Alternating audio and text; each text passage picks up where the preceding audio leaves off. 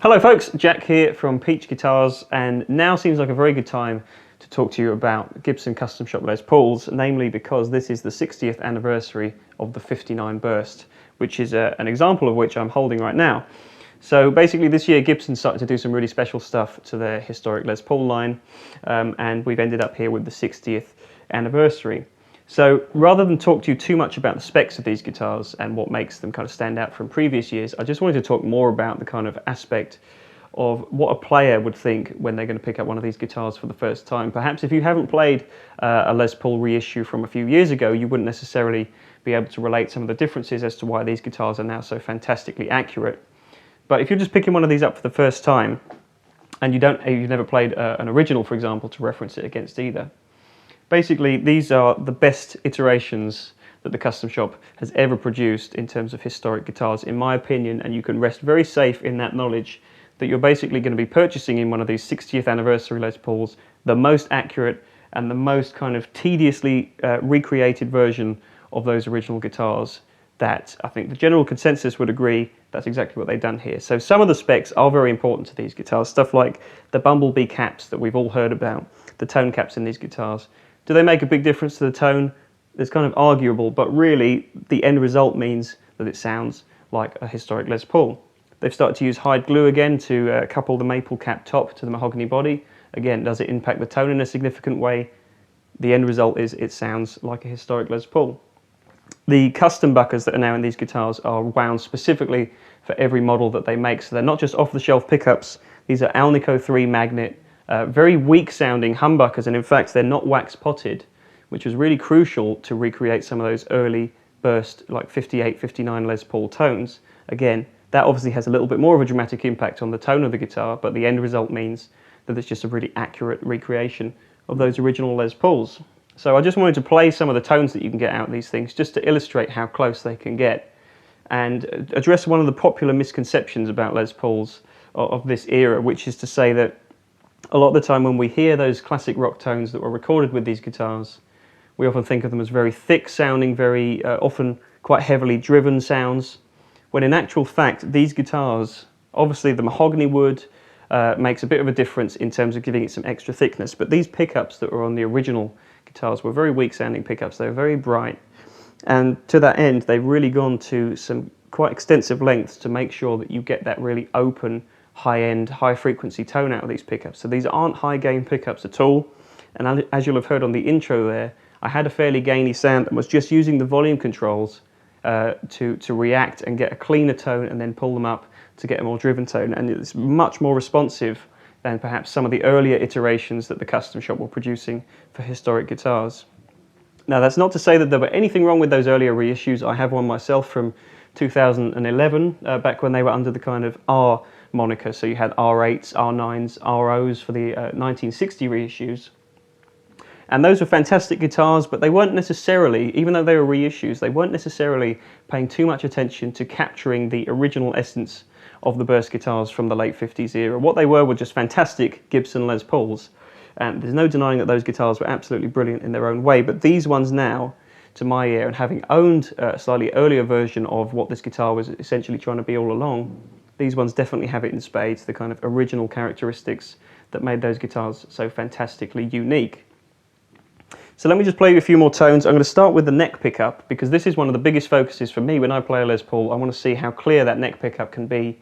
It's very easy if the pickup is wound too hot for it to turn into a bit of a mud fest. So I'm just going to play the gain tone I had one more time. I'm going to turn the delay pedal off that I had there in the intro so you can hear it really clearly. If I play full on the neck pickup, you'll hear how thick the guitar sounds, but also how clear it is, and then I'm going to turn down the volume and you'll see that the clarity remains intact.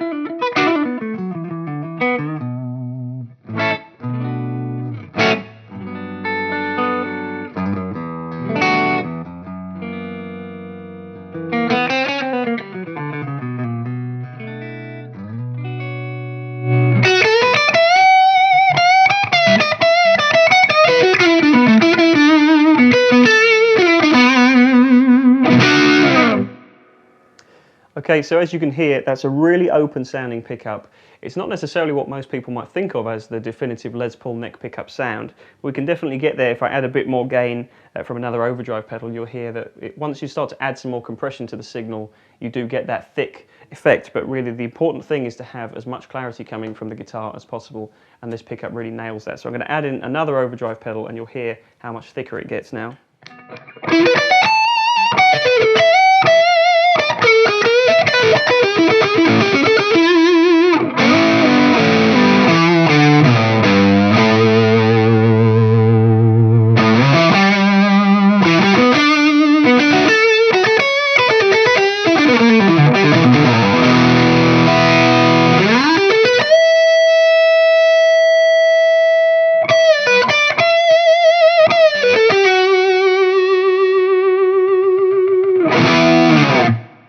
Okay, so that might be a sound that most of us are going for when we want to play a Les Paul with some gain, but I think it's really important just to address the fact that you want to be able to come back from that level of thick kind of compression. And with a guitar where the pickups are too hot, you just wouldn't be able to do that very easily without it turning into a bit of a mud fest. But this guitar absolutely nails that. I'm going to show you the same thing on the bridge pickup.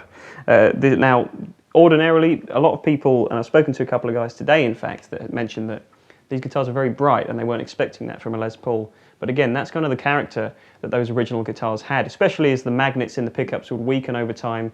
Those guitars essentially sounded like big single coil pickup guitars, obviously with the added heft of having the mahogany wood body and the fact that it was a double coil pickup. But basically you've got a lot of top end content, and the Gibson Custom shop managed to age these pickups just right so that you get that kind of effect straight out of the box on these guitars.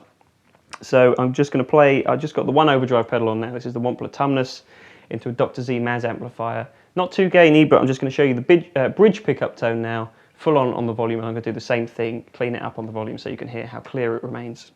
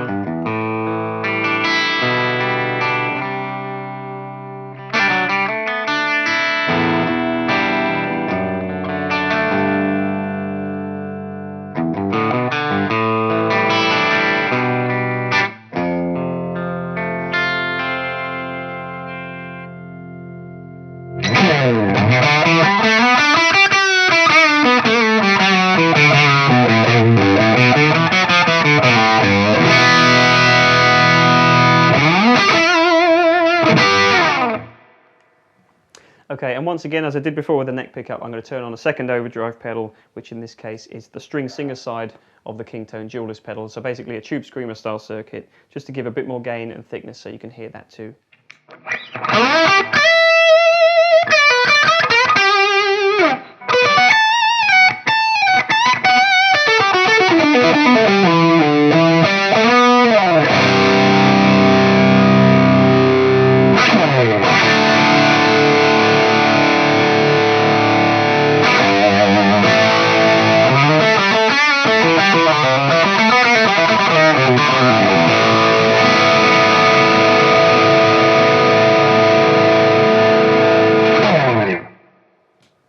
So once again, as I said before, with the neck pickup, that thickness can come back if you want it to, but the nice thing is it's not going to muddy up your playing when you don't want it to be there. So let's hear both pickups together. I'm going to start with both volumes up full. And the nice thing again about these pickups being slightly underwound is just how well they work together. You really hear the characteristics of both pickups. And for a lot of players, the middle position is perhaps something that's been overlooked by Les Paul players and other Gibson guitar players in the past, but really you can get some beautiful tones. And then of course you can vary it just by altering the volume of each pickup independently too. So let me just play them both full up first of all, and then I'm going to start to alter the volumes as I go.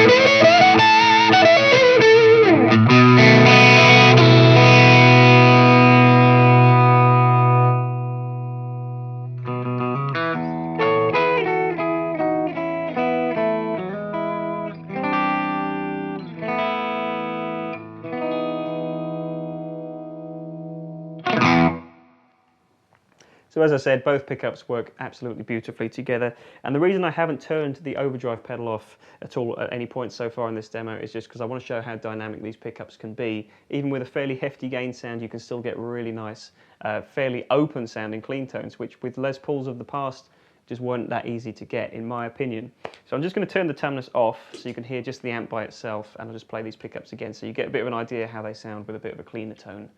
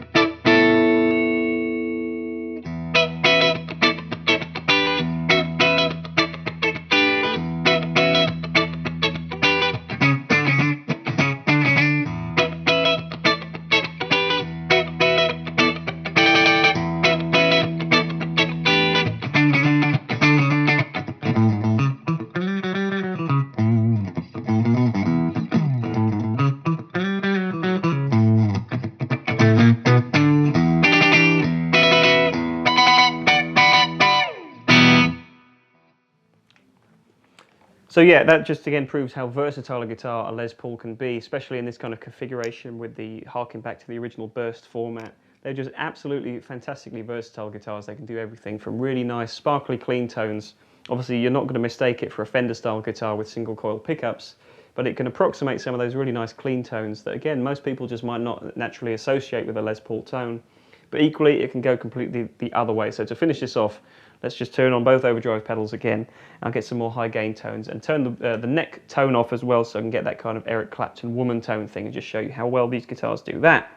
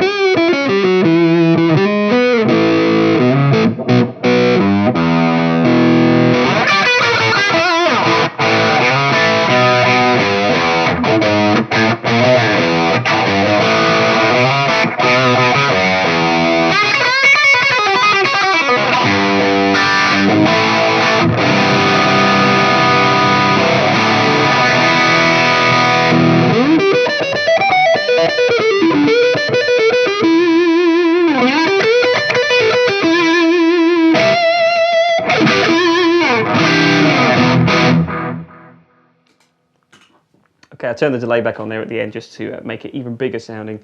So I've waffled on a lot in this video in terms of the playing, but I just wanted to give you some great examples of how a really good Les Paul is supposed to sound, in my opinion, especially when it's trying to be hark back to the great burst tones that these guitars have tried to do for a while, and I just think that now is as good a time as it's ever been with the 60th anniversary of this great guitar to celebrate that. And if you want to get those classic tones, this is really the only way to do it properly and authentically, as they like to say so themselves, but that much is actually true.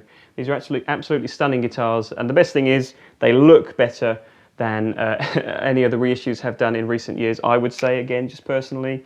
the amount of variety of finishes you can get, and a lot of the guitars that we get here at the shop have actually been handpicked by John when he's flown out to Nashville to their factory to do so. So there's a whole wealth of finishes that you're going to see on the screen at various points in this video.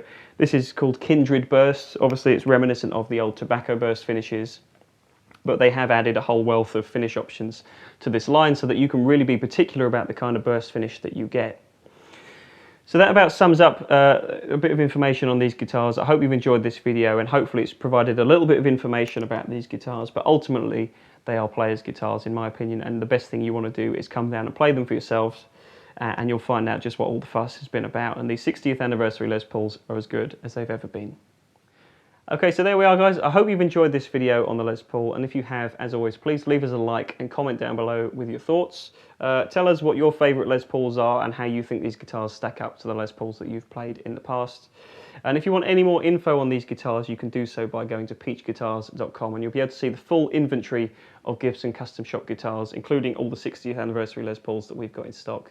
And you'll be able to see high resolution images of every guitar. We've also filmed individual playing videos where I've played every guitar, so you'll get to hear exactly how they sound, and you'll also get all the current pricing info you want to know there too.